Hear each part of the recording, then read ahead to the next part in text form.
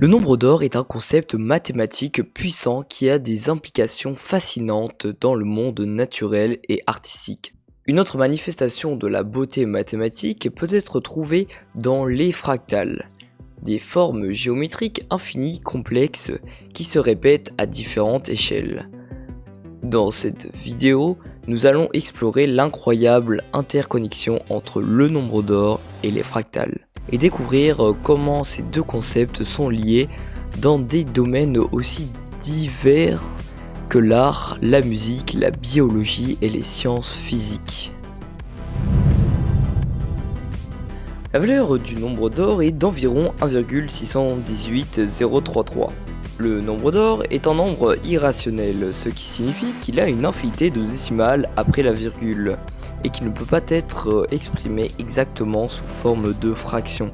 Le nombre d'or est souvent représenté par la lettre grecque phi. Il est considéré comme une constante universelle qui se trouve dans de nombreux domaines. Prenons l'exemple d'un rectangle d'or.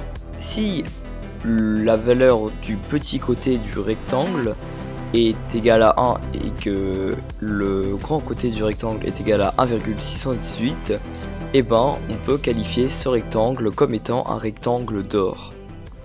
Pareil pour le triangle d'or, si la valeur de la base du côté de la base est égale à 1 et que la valeur du côté du triangle est égale à 1,618, la valeur du nombre d'or, et bien on peut qualifier ce triangle comme étant un triangle d'or.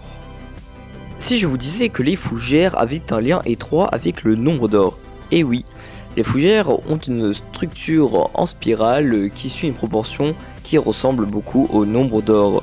Cette structure en spirale est présente sur les feuilles de la fougère, où les segments suivants sont orientés à un angle par rapport à ceux qui les ont précédés, créant ainsi une structure qui se répète à différentes échelles. Cette structure en spirale est considérée comme une structure fractale qui est très répandue dans la nature, y compris dans les coquillages, les galaxies et les ouragans. Prenons un autre exemple de fractale. Quelle distance mesurent les côtes de la Grande-Bretagne ? Pour répondre à cette question, je vous propose de la laisser en suspens et de suivre les exemples que je vais vous proposer maintenant. Pour essayer de calculer les distances des côtes de la Grande-Bretagne, nous allons étudier l'une des figures autosimilaires les plus connues, la figure de Van Gogh. On commence avec une droite et on enlève le tiers du milieu.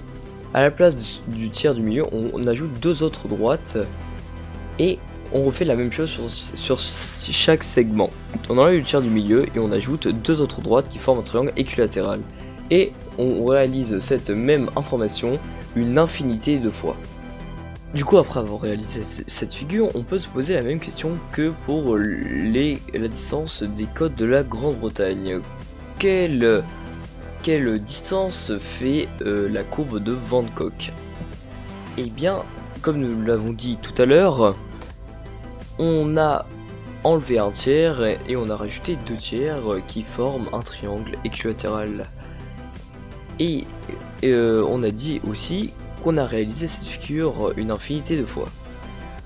À chaque étape réalisée, il y a une augmentation de 33% de la distance globale de la figure.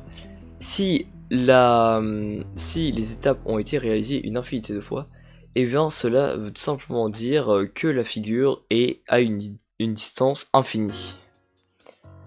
Bon, et d'accord, cette réponse ne va pas convaincre grand monde. Heureusement, pour régler le problème, un certain mathématicien a inventé des dimensions intermédiaires, la dimension de Hausdorff. Il décrit comme quoi, entre chaque dimension 1D, 2D et 3D, il y aurait des dimensions intermédiaires. Dans le cas des côtes de la Grande-Bretagne, la dimension intermédiaire calculée est de 1,2. Si vous voulez, pour que ce soit plus clair pour vous, la valeur 1,2 correspond à une type de distance calculée. Par exemple, 1,2 c'est pour calculer au mètre près.